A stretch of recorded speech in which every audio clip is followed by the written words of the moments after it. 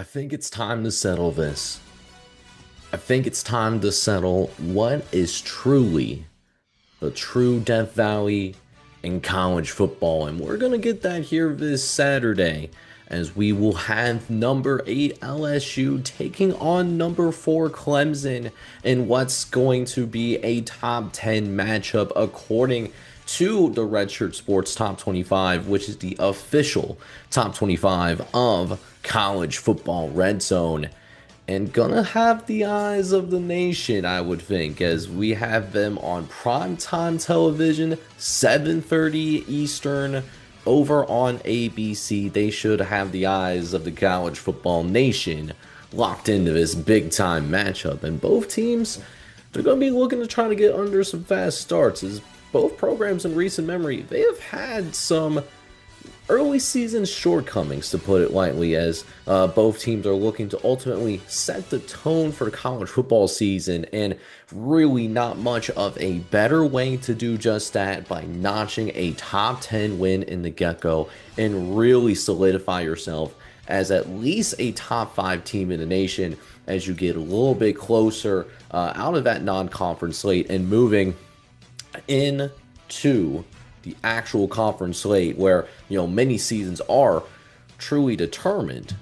And obviously both of these teams are also going to carry a great deal of hype as well, whether it's LSU bringing in the best transfer portal class in the entire country, and that happens to be paired with one of the most talented quarterbacks in college football in Garrett Nussmeier, where there is, when you're talking about who should be QB1 going into the 2025 season, there is a legitimate argument for Garrett Nussmeier. Or how about Clemson, who returns all of that returning production, NFL caliber players on along the trenches, plus you have Cade Klubnik, who has his own right to really claim himself as quarterback one. So while it's clear that the offenses on both teams are extremely talented, it's going to be that defensive side of the ball, in my opinion, that's going to really decide how this game ends up going and how both of these teams' seasons end up going. Clemson showing that they do need to show signs of improvement after finishing outside of the top 40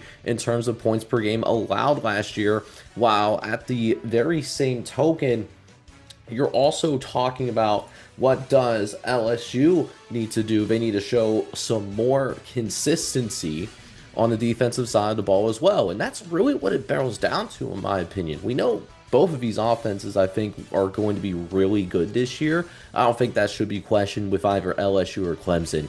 But it's really going to come down to who's going to have more of that consistency on the defensive side of the ball, as well as that will really determine at least the biggest X factor in terms of who is going to end up winning this game. Is obviously both teams, they have some tremendous athletes, and they're going to have some incredible physicality in the trenches, which makes it absolutely no surprise at the same time that we are looking at a situation where it could really swing either way. I mean, you take a quick look at what FanDuel and what the internal power rating models are showing us right now. Oh my goodness. I mean, the model and FanDuel are like this right now. Very good synergy at the moment. As we're recording this video, we have a 3.5 point advantage in favor of the Clemson Tigers. So essentially, what that really means for us is the true difference right here is home field advantage. That's really what it barrels down to. It's because of the fact that Clemson is at home. That's why they are the favorites, at least in our opinion. And FanDuel certainly does agree with that. I think that is certainly understood. So, with as evenly matched as one that we're going to have here in this top 10 matchup, and it's going to be gracing our TV screens, that we will be paying very close attention to this particular game, with it having college football playoff implications on the College Football Red Zone live stream that we'll have this Saturday.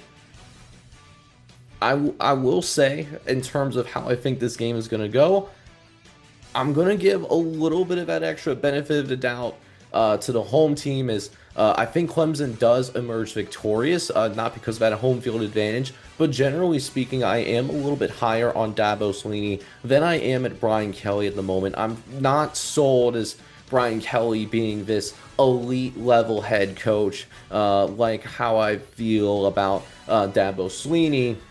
I have Dabo Swinney as a better head coach as Brian Kelly, and I think that combined with the home field advantage does ultimately be the difference for me here in this one. So I'm going to go with the Clemson Tigers winning a very close one. It should be a very fun game to watch. And we're going to go with Clemson winning by a final score of 27-24 as Brian Kelly continuing to try to figure out how to start off fast. We don't think that's going to happen here in 2025. We think the LSU Tigers are going to start the season off with a loss to begin the brand new campaign.